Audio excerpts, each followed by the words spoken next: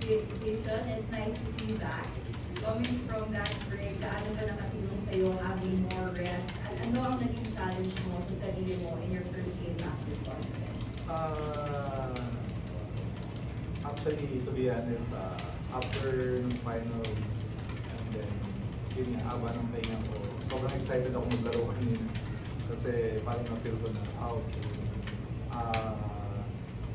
And then, yun nga, nung naka-score ako ng first basket, parang okay, bumalik na lahat yung rhythm ko. So, sana magtuloy-tuloy, maging healthy, and yun nga, sobrang happy kami na nanalo kami bago matapos ng taon na to, 2-2. So, long break, marami kaming chance para mag-prepare for the stretch run. So, and then mapix din namin yung defense namin.